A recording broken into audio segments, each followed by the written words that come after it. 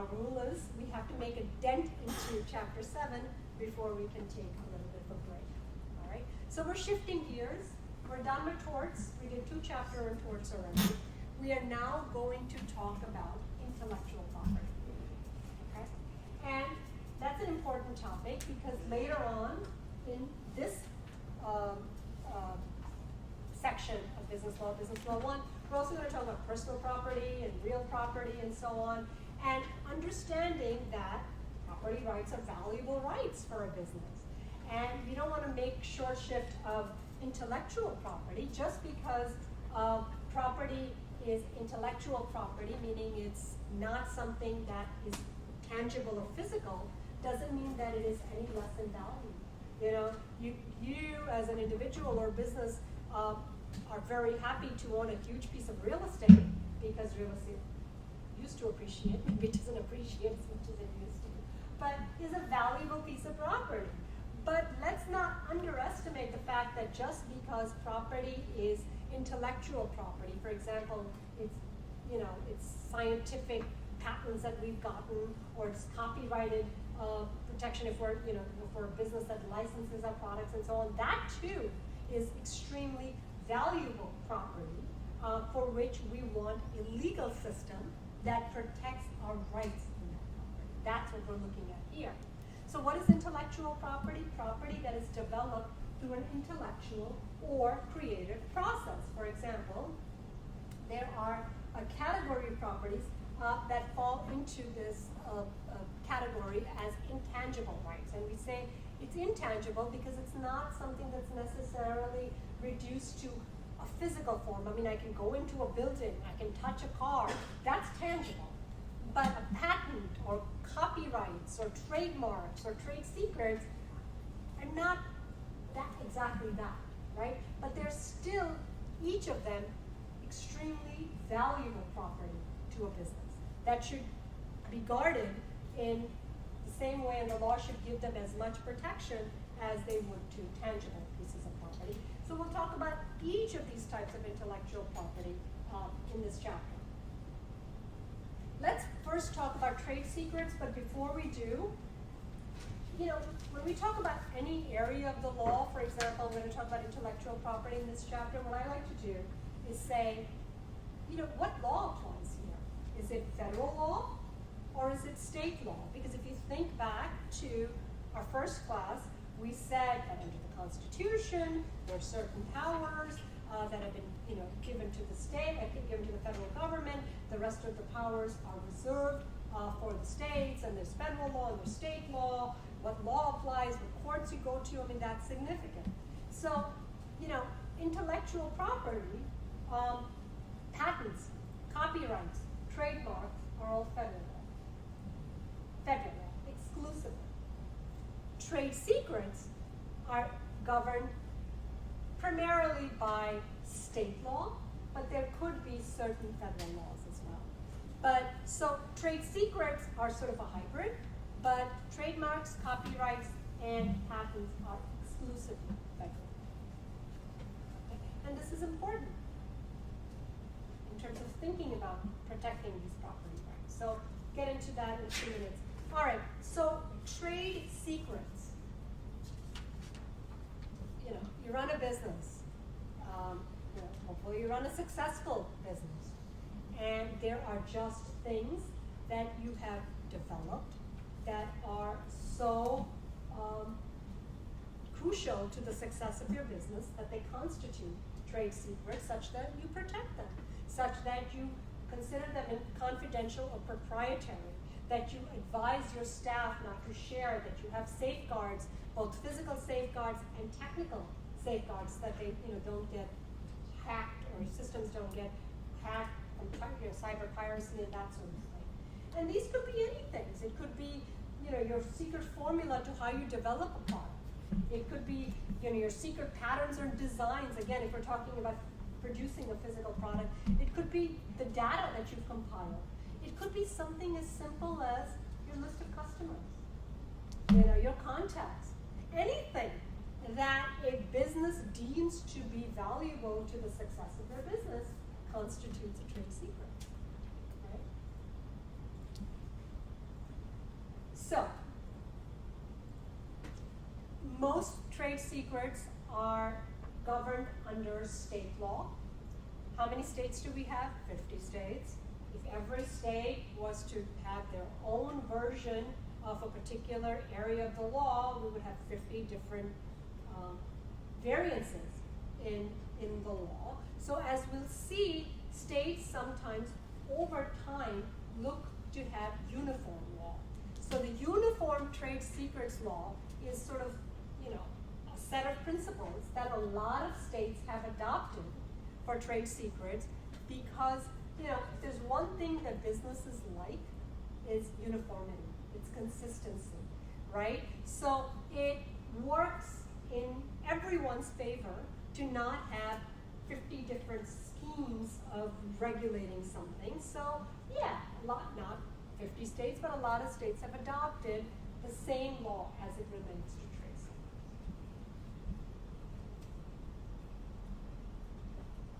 And what does that say? It basically says that an unfair competition law will allow the owner of a trade secret to bring a lawsuit, right? We're still talking about private lawsuits. We're not talking about criminal law here. We're talking about private lawsuits. To allow someone to bring a lawsuit for what?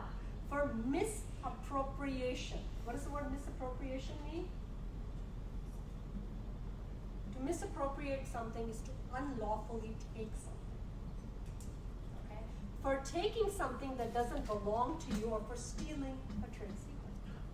And stealing used to be you had to physically break into something, but we know that you could now steal something sitting in your dorm room by just hacking into a computer system or something like that. So again, the law has kept up with technology, quite frankly.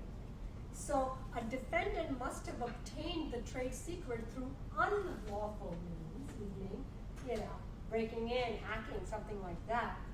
But the only way that you're stealing something is where something, an owner of a trade secret actually went out of their way to protect it. If you go publish your customer list on the internet or you put it up on your website, it's not a trade secret, it's publicly viewable. So, in order for someone to sue someone and say, you took this, you took my customer list, you have to show that you actually safeguarded that list and someone unlawfully tapped into or came somewhere that they didn't go. Okay? Reverse engineering. What is reverse engineering? Well, it's basically taking something, taking it apart, and figuring out the process by which it actually ticks or works by doing that. Is reverse engineering stealing a trade secret? No, it's just using good old brain power, right?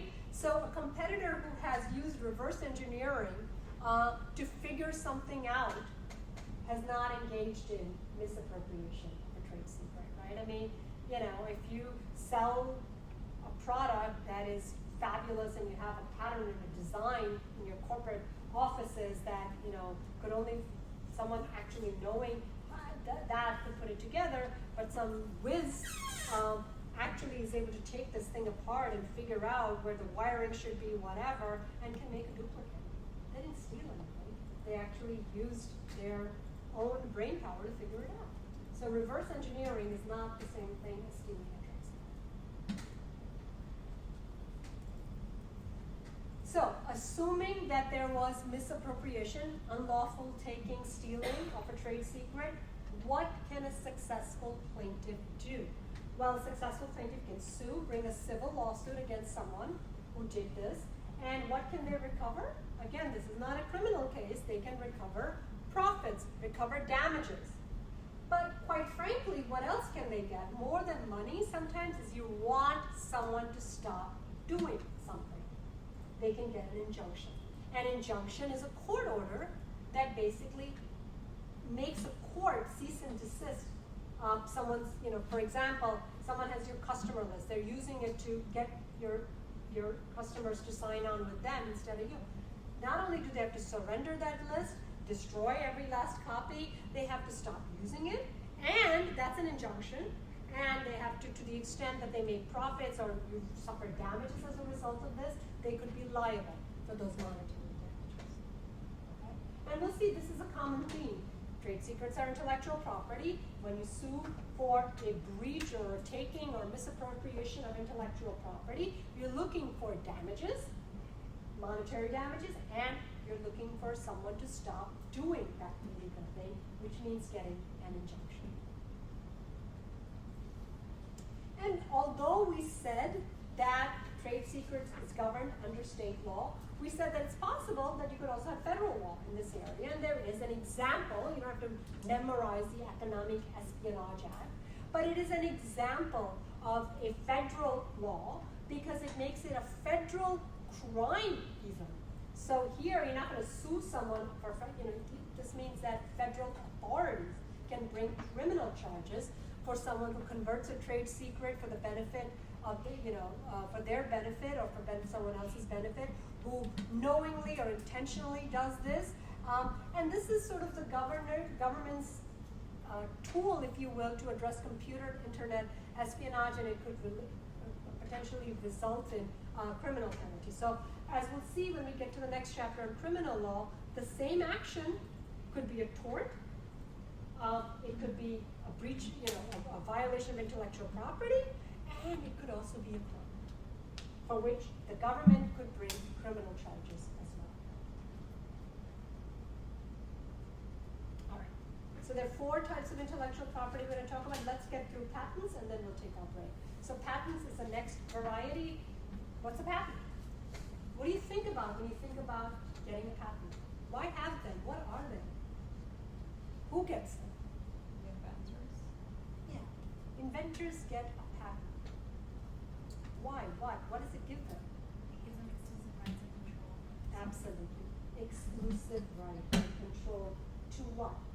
To whoever.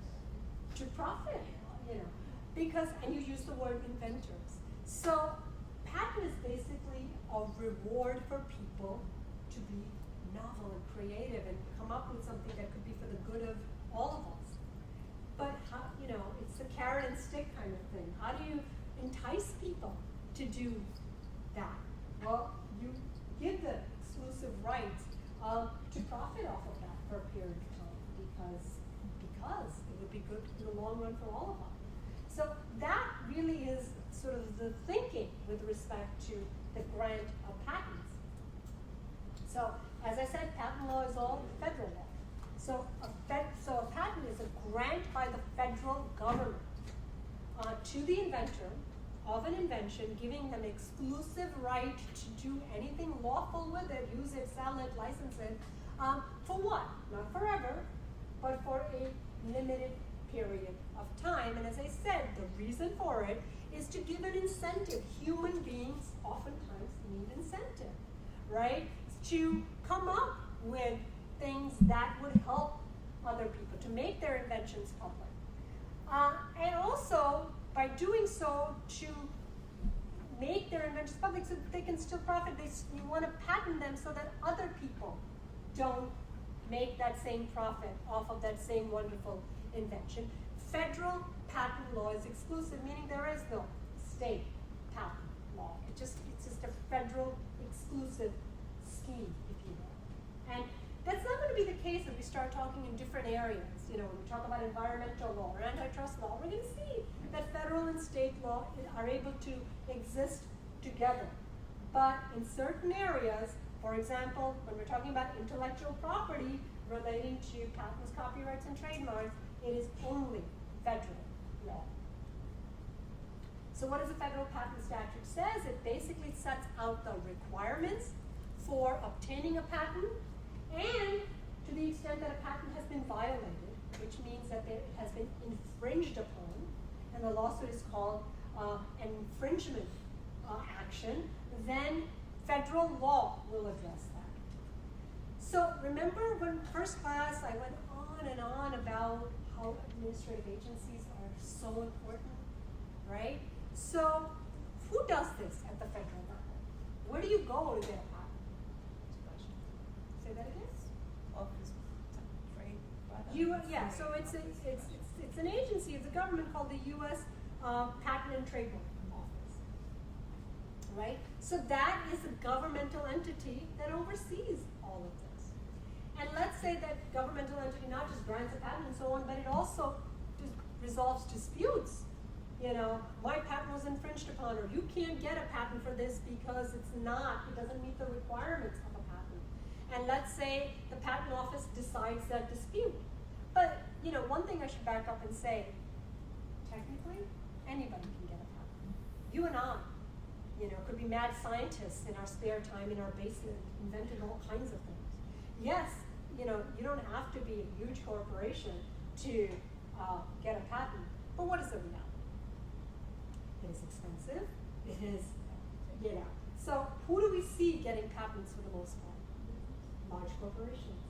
You know, it takes a lot. So that's, you know, and oftentimes they have their employees that are working for them that are, you know, I mean, think about things that are patented. For example, pharmaceutical companies get patents on, you know, the next best blood pressure lowering drug, arthritis, cancer, whatever the case might be, years and years of research. So you think about, you know, but a patent could be something as simple as a safety device that goes on a bicycle, right? And you might say, well, couldn't Joe Schmo just get that patent? Sure they could. But the fact is it takes so much to prove a patent. You know, they often wind up selling it to a company for whatever. I mean, you know, we're a capitalist country. The person sells it, and the company takes the risk of whether or not it would be patentable or not, and then, you know, defends that patent, if you will. But the point is that what if somebody gets a patent and another company says you shouldn't get a patent because I already have a patent on this, or it's infringing on my patent or whatever, and the federal agency sides with one party or another. Then what? Well, we saw that, you know, we're able to appeal a lot of these determinations of administrative agencies, and appeal from the U.S. Trademark and Patent Office goes where? Has to go to a federal court, right? It's federal law. But what's interesting is, what is the trial court called at the federal level? Does anyone remember? It's called the U.S. District Court. But look at what it says. U.S. Court of Appeals, which is the next level, actually hears appeals from the Board of Patents with respect to all matters concerning patent law. Because here, federal law just bypasses the district court, and the appeal goes straight to the intermediate court, because the administrative agency, the Board of Patent Appeals, is considered to be almost like a district court.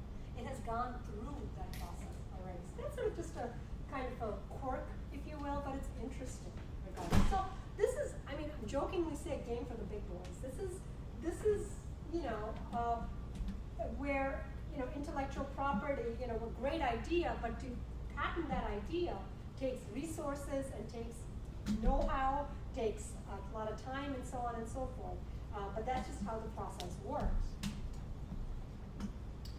And it starts off with filing. PTO is a Patent and Trademark Office, by the way. You probably figured that out already. You file a patent. Where is the Patent and Trademark Office? Well, it's in Washington, D.C. That's the capital. And you basically file a written description of your invention in the application. You know, this is procedure that takes years, but I've boiled it down to, you know, real quick on how the procedure works. The office makes a decision whether or not to grant a patent, and they have how long? From the date you file an application, you have up to 3 years to decide. So this is not a quick process. You know, we joke that government doesn't work quickly. I mean, this is obvious. But all jokes aside, it takes that long to figure out whether something should be patented, to have the procedure, to see whether it violates or infringes someone else's patent, and so on. And it's the PTO, the Patent and Trademark Office, that the authority to grant priority to patent applications and so on. They could expedite the process if need be. You know, if an inventor or a company is filing a patent, they oftentimes file what is called a provisional application or an incomplete application, and they have 3 months to finish up and file a finished application. A lot of it is this procedure. I mean, your competitors are working on the same thing. You want to be the first to file. And oftentimes you don't have all the details. You haven't crossed all your T's and dotted all your I's. The law allows incomplete or provisional applications so long that they're completed within 3 months. So this is very sort of complicated and complex process. And as I've already sort of alluded to, there's a whole board that hears all kinds of challenges and testimony and all kinds of issues that may result with respect to the grant of a patent or denial of a patent. Patents are assigned a number, typically. This is a whole procedure, if you will.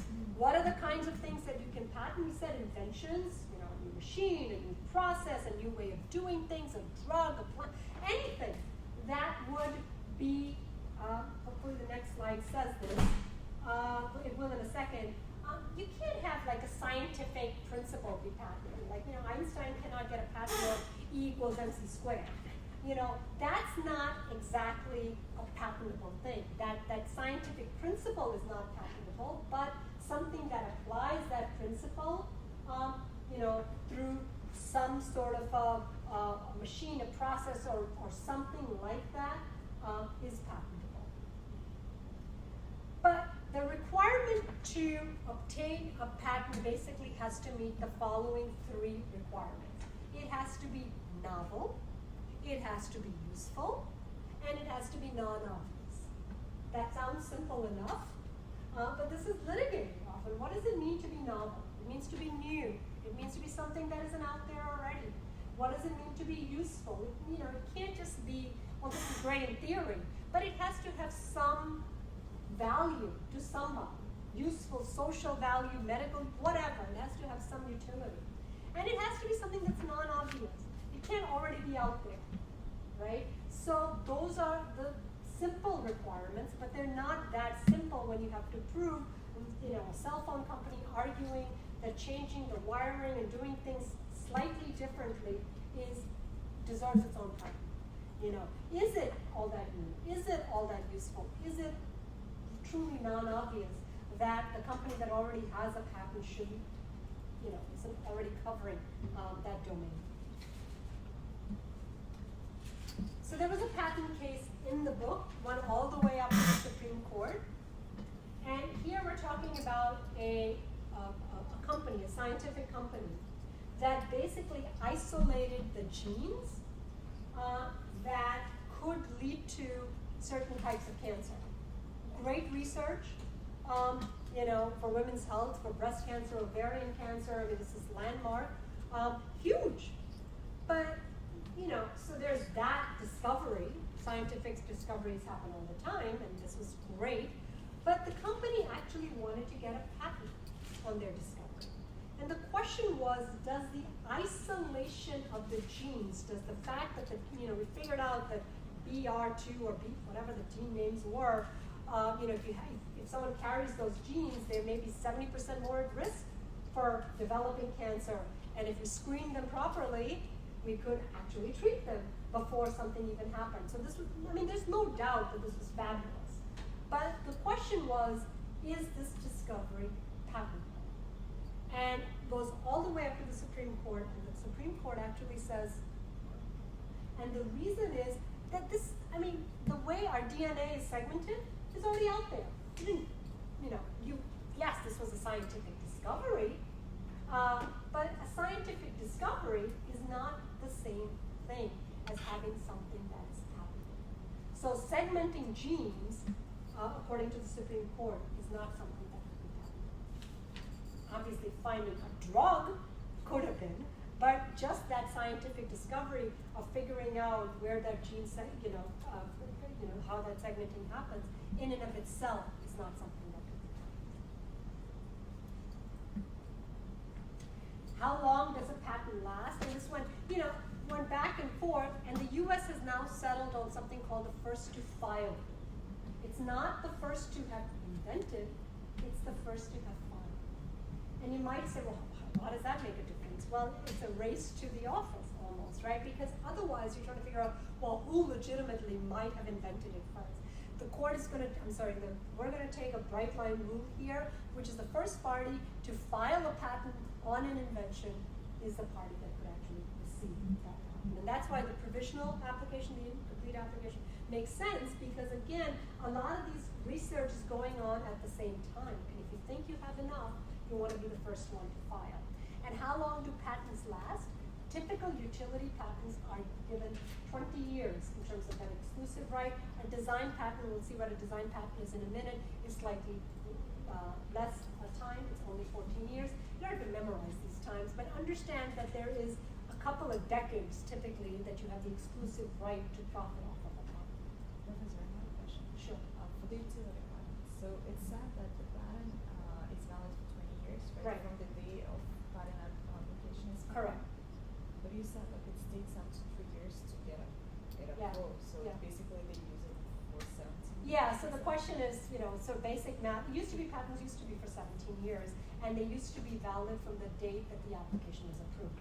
So it's just a cleaner rule to basically say from the date that you file the application is when the clock starts ticking. So when you get it, presumably you do get it, it runs for 20 years. So this was a recent change in the law. This just makes it a little bit cleaner. So I don't expect people to have memorized all of these dates. I want you to understand the concepts and understand that a patent, by the way, is only given once. You can't renew. As great as discovery as this might have been, it only gets one time. Because after that, for example, what happens to a drug, a medicine that a pharmaceutical company develops? Once it goes off patent, what happens? Becomes generic. Other companies are able to, so you don't get the exclusive, people may still want Lipitor, even though it may have gone off patent because they've gotten used to it, that's what they take to lower their blood pressure, but there are plenty of generics out there as well. So, the drug company has profited according to, our system of law for as long as they needed to encourage inventions. Now it's everyone knows how to make that drug and they can make it generic.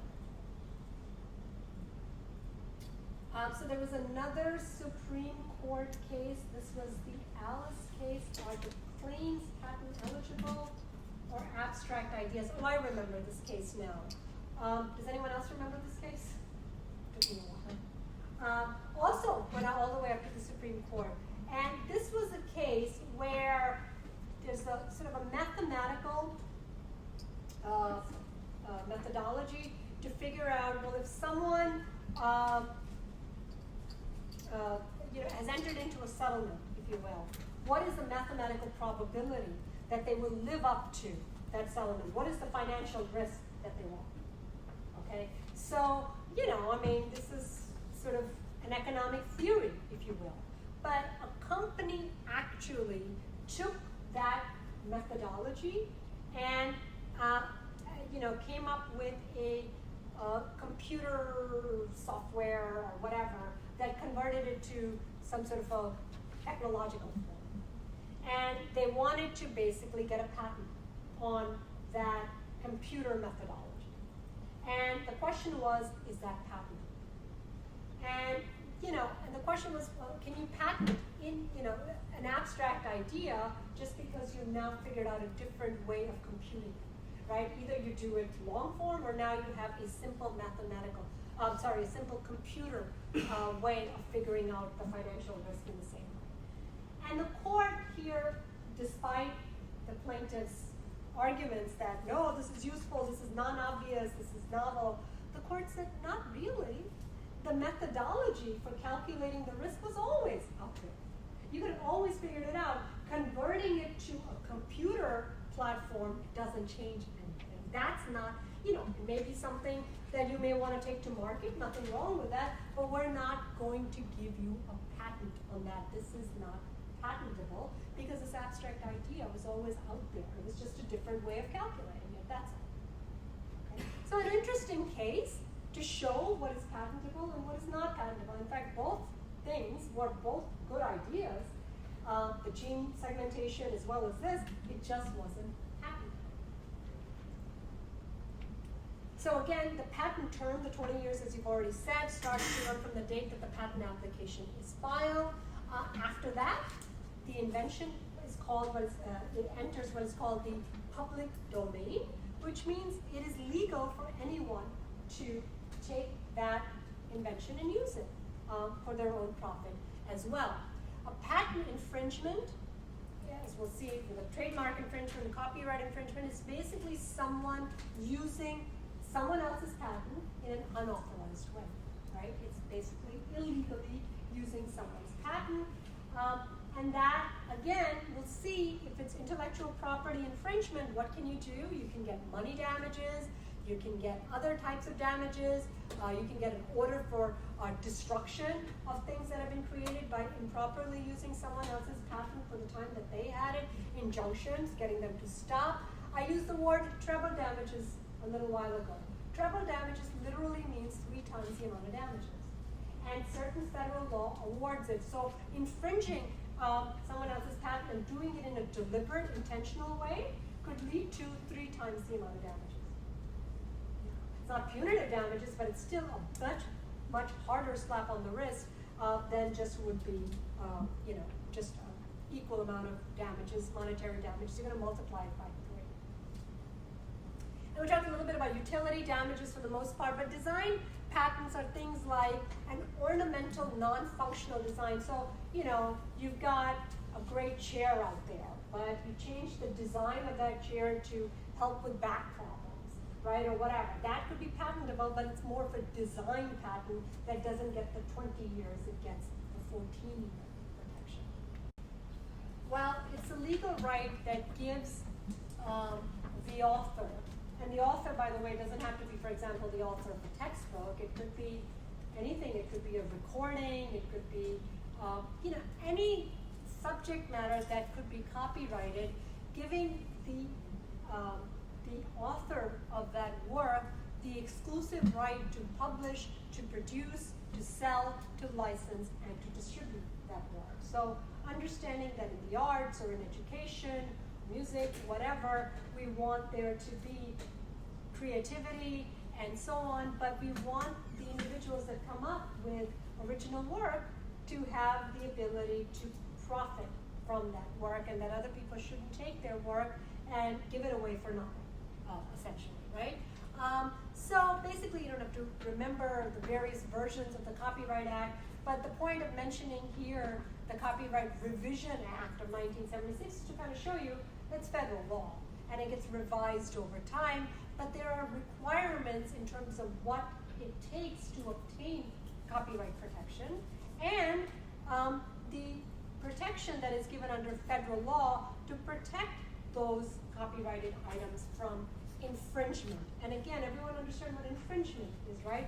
Infringement is unauthorized use of someone else's intellectual property. Okay. So what can be copyrighted? Only tangible writings, right? Things that have been reduced, and by writing, it could be music. It could be, the next Broadway script for a Broadway play. Anything. It doesn't have to be book magazines only. It could be, software. Any of that stuff is subject to copyright protection. And once again, federal copyright law is exclusive. It's not as if I get federal copyright protection and then I get more protection under state law. No, there is no state law in this area. It is possible for someone to sell their copyrighted rights to somebody else. And I don't know, the only example that comes to mind is, I remember, I think, was it Michael Jackson that sold, right? And was it Paul McCartney? I said, maybe it was the Beatles, right? That Michael Jackson bought in the 80s or something. I'm going back to yesteryear, I know. But anyway, it caused quite a rift or whatever. So it's not as if someone who owns a copyright protection can't sell it to someone. It may sell it for millions of dollars. So someone else could legitimately buy that intellectual property. That is conceivable.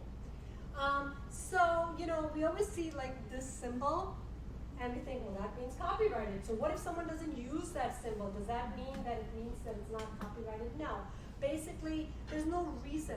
If someone comes up with something novel and they get copyright protection, they don't have to always make sure that they show that it's copyrighted. Although, it's funny, when you read any textbooks, when you read slides, when you read anything academic, you always see that at the bottom. That's just extra protection to put people on notice.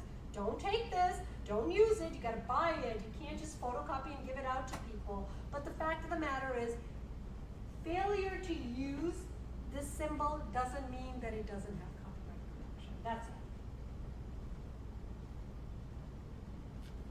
How did that happen? Now, in good contracts, I didn't mean to do that. Hold on a second, I went over to the technical problems.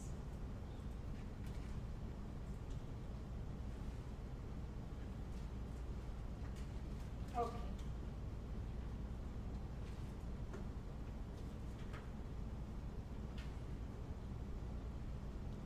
So how do you get copyright protection? Well, you can go to the Patent and Trademark Office. They don't have jurisdiction, but there is another federal agency, the U.S. Copyright Office. Okay, that's easy enough. You go to get copyright protection for original work. You know, you don't have to do it. You can do it at any time during the time that the work has been produced. And basically what it gives, like a patent, is it gives the individual, and it doesn't have to be an individual, it could be a publishing company. It could be a record company, right? Whoever gets the copyright protection, what they have is the ability to get damages from anyone else that uses that work without permission, because that means that they have basically engaged in copyright infringement. Right? So hopefully this terminology is catching on for all of you. How long? Please don't memorize it, because it's gone through various extensions and revisions and so on and so forth. But suffice it to say, it's a long time, right? Copyrighted are given to businesses and are protected for 120 years from the year of creation, or 95 years from it's a long time. Okay, that's how long it's given to businesses.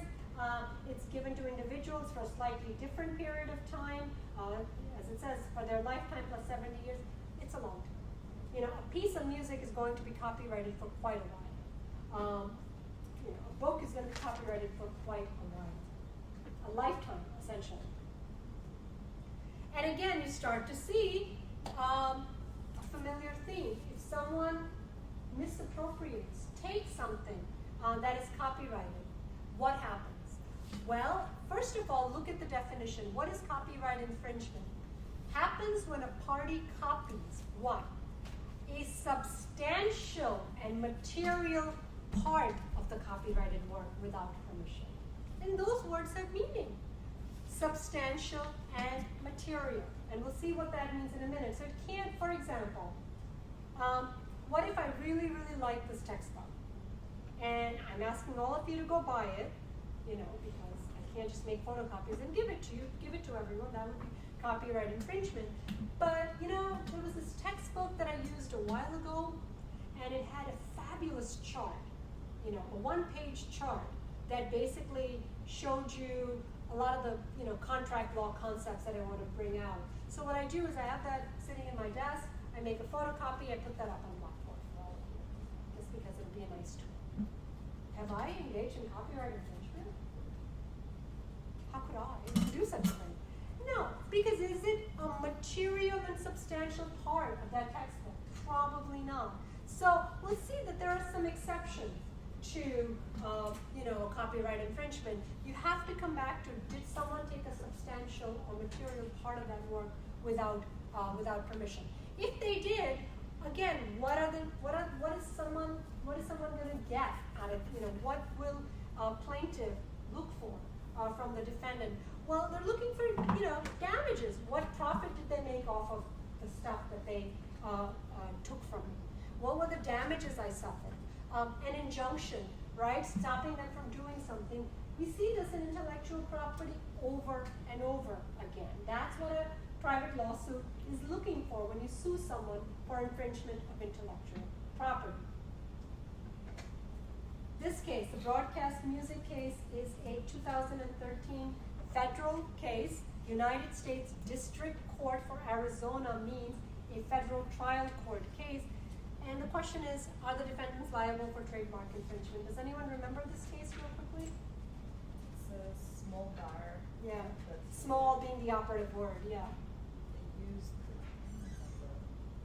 They, have you know, this they were doing cover songs, and they're, it's a band, and they're playing a bunch of music, and, the music is copyrighted, and apparently there is sort of representatives from BMI, I think is the company here, Broadcast Music Inc., and they randomly go to bars and they find out, well, nobody paid for this music, nobody licensed it, and they're using it, and that's copyright infringement, and they sue.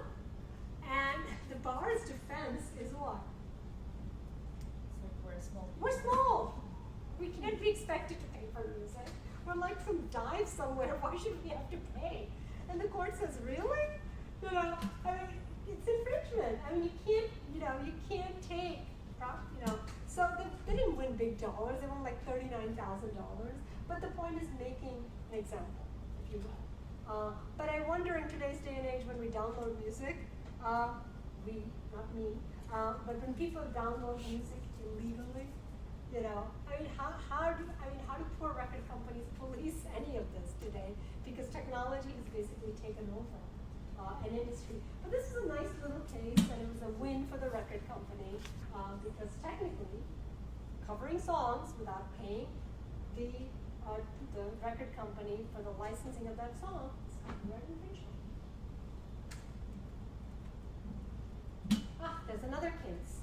And let me just read this one real quickly. ABC, American Broadcasting Company, versus some company that was actually streaming. So this was, these days we have apps, so you can download, stream NBC, ABC, whatever. So go back maybe a couple of years where this wasn't so popular. But you had a company that basically said, oh, if there's a show on ABC, you can download our app that could allow you to see that show on your smartphone or your device right away. And you say, well, I can already do that. But that's because the channels, the broadcast, they automatically provide it. But think back to before that was possible. And ABC winds up suing and saying, that's our content. Why are you profiting from selling people the ability to download an app that allows them to stream our content? And the court said, yeah. Supreme Court said, absolutely. This company has engaged in copyright infringement. Makes sense. They have, ABC has a right, no matter how bad the show is or how poor the ratings are, it's their show. And they are exclusively able to profit from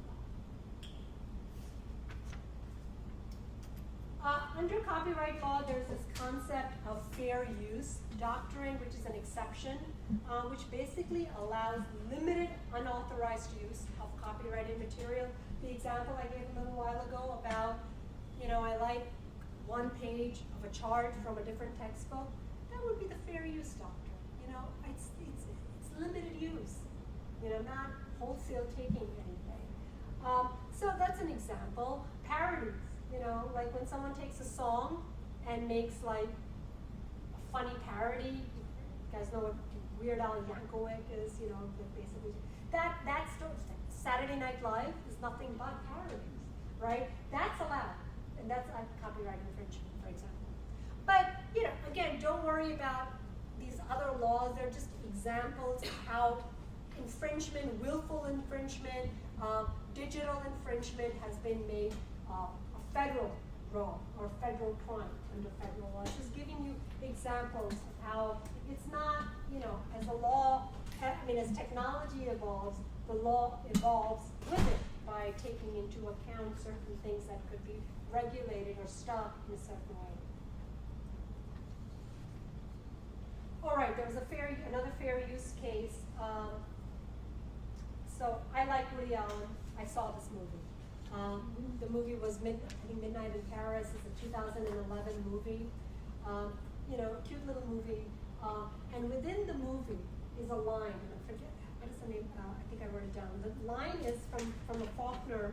William Faulkner is an author, and he wrote this in one of his works, in one of his novels, and it's basically, the past is never lost. It is not even past, right? And essentially that's it. That's a line in a book.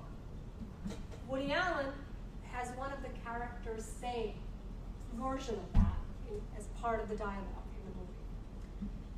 And the issue that goes all the way up up to the United States, well not up, it's down to United States District Court for the Northern District of Mississippi. We're talking about a federal court, federal trial level court. The issue is the paraphrased use of Faulkner's quote from his book in Allen's movie fair use?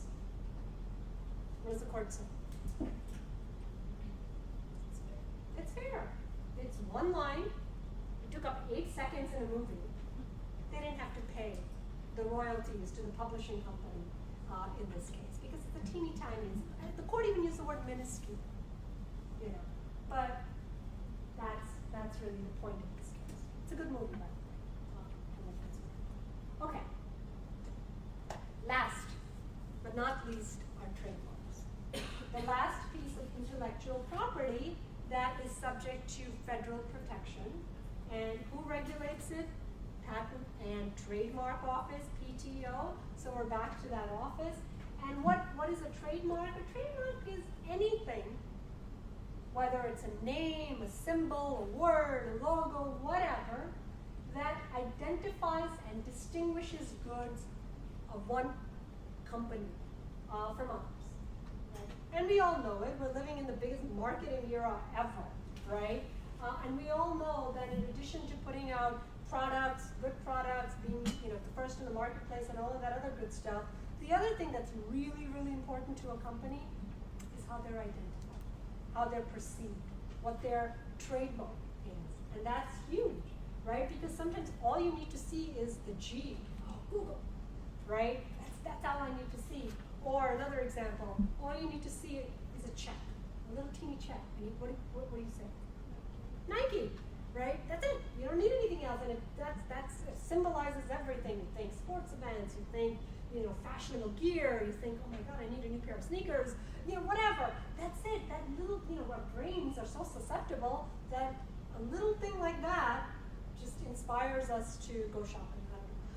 But the point is, that's valuable, right? Those trademarks are valuable to that company. It's nothing.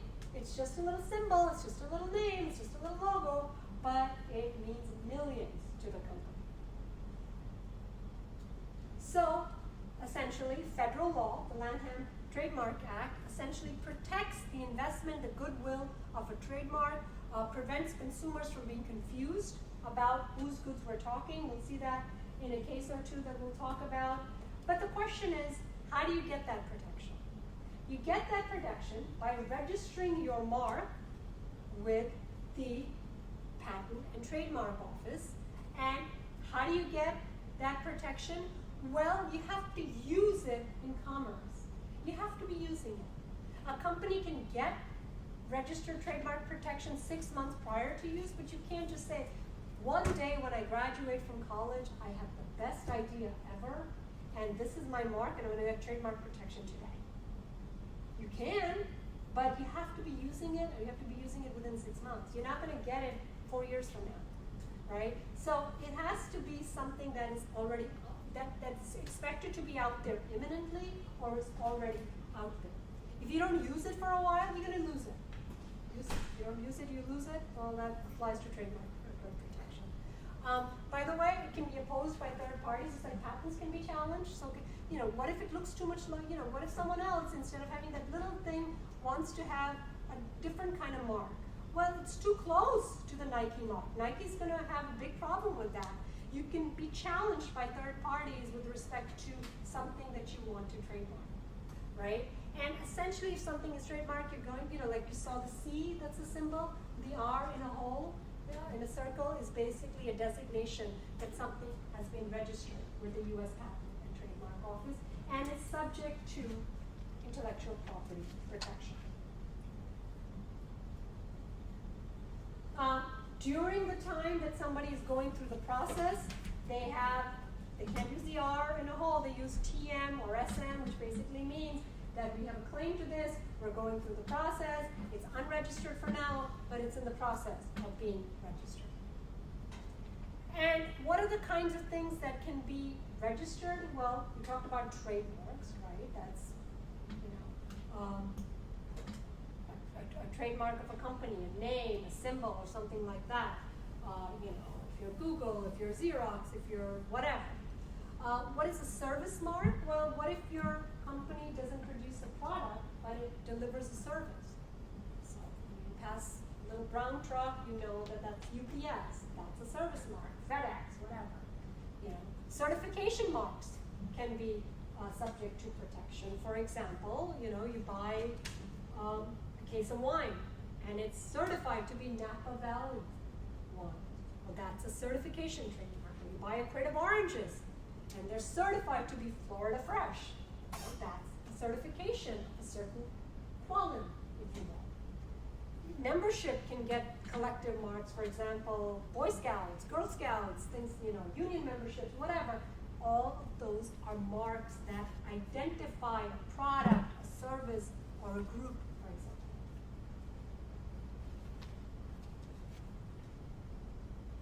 Things, examples, I'm not going to go through everything, examples of things that cannot be trademarked. Well, if it belongs to the nation, you can't, you know, coat of arms, your flag, you can't trademark that. Not something, you know, you can't trademark something that is considered immoral or scandalous. You can't just take New Jersey and trademark that. New Jersey's mine. No, you can't do that. But, you know, you can't even trademark Napa Valley. But you can trademark Napa Valley wines. You can't trademark Florida, but you can trademark Florida Fresh, right? So geographical names alone are not going to be trademarked. Your last name alone is not going to be trademarked, but if you couple it with something else, it could be.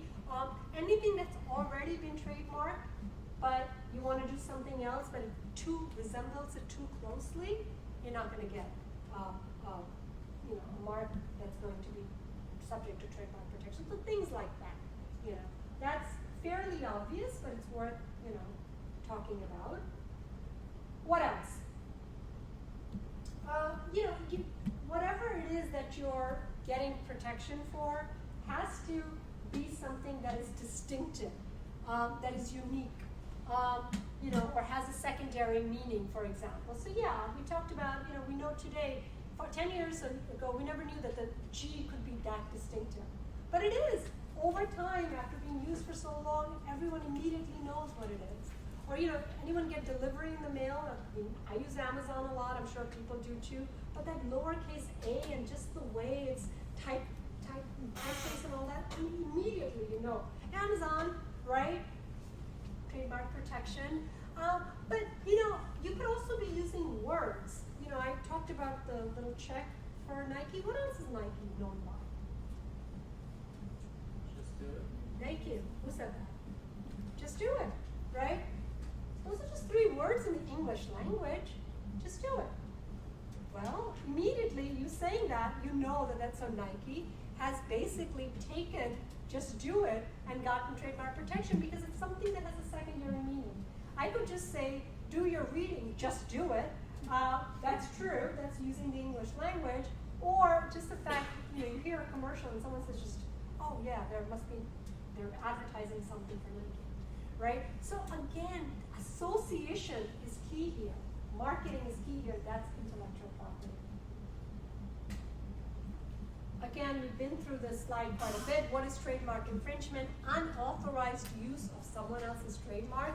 You have to show that someone is using your mark in an unauthorized, meaning I didn't allow you to do it, you're doing it, or that their use is actually going to cause confusion, a mistake. Like other people are going to think that someone else using that trademark actually means your company. And you know, if I'm a shareholder in Nike, I don't want my product associated with some other mom and pop sneaker company. You know, Nike is Nike, built a reputation. You know, I don't want someone else to use even a variation of just do it. You know, just do it tomorrow. Too close, causes too much confusion, can't use it. The next slide is interesting. Generic name, a mark that has become a common term for a product line and therefore has lost its trademark protection. So, you know, this is things like when a kid gets a boo-boo on their finger, what do they put on it? Say that loudly. Band-Aid. Band what? Band-Aid? Band-Aid used to be trademarked. Band-Aid is actually, you're right, that's what we say, it's Bandage. But we don't even use Bandage, we say Band-Aid, which was Johnson & Johnson's version of Band-Aid. So we just use Band-Aid as the generic name to mean Band-Aid. If I want to take this piece of paper and I want to make a duplicate of this piece of paper, what am I going to do with it? Zero, but you know that's wrong. I'm not going to, Xerox is a company. Actually, I'm photocopying it, but I just say Xerox it. Google. You know, I don't say, someone says, well, just Google it. What are the, I mean, there's MSN, there's Bing, there are other search engines, but when you so dominate a field, in a way it's good news, right? Because it just becomes synonymous with a thing. But it's also conceivably bad news because if a mark becomes so generic, it is conceivable that Google might lose trademark protection. And who cares? They're going to be laughing all the way to the bank because they've taken over the industry. They don't even need it anymore, right? So there are tons of examples of that. Oh, and by the way, I don't know if it's on the slide. How long is a trademark good for? Anyone remember from their reading? Important things sometimes don't get reflected on the slides. That's why we read the book. That's why we're here. How long is a trademark good for? 10 years. Only. Then what? Say that again? Do you file for it? Absolutely. You can renew it as long as you want to or can. Right? So unlike patents, trademarks are renewable, but the company has to go out and prove almost that it hasn't become a generic name, that it still deserves trademark protection or protection and so on. Dilution. Dilution is this notion under federal law that, not only do you have trademark protection, but you don't want its effect to be diluted or blurred or tarnished, meaning someone using something so similar or in a way that essentially it is making your business cheaper. Not just confusing it in the marketplace, but actually cheapening the value of your product. And the best way, I think, to understand it is in a minute when we talk about the last case in this chapter. But in order to kind of prove dilution, you have to show that what you have is a famous mark, that the other that you're using it in a commercial manner, that you're out there using it, and used by someone else is going to lead to tarnishment or dilution or cheapening of your product. And the case in the book is the same case from last edition, is a lawsuit that Victoria's Secret filed against a company or store called The Secret Catalog. And here the issue that went all the way up to the Supreme Court was the fact that this guy Mosley had essentially set up a store called Victor's Little Secret could potentially be confused with Victoria's Secret. So you've got, a retailer that puts out lingerie and other items, and then you've got this sort of questionable store called Victor's Little Secret, Victoria's Secret. It's close enough, the court said, that it absolutely dilutes the business name, the reputation, and people who may start to associate the two. And indeed, they can get an injunction, they can get damages, and all of that good stuff for infringing on a trademark.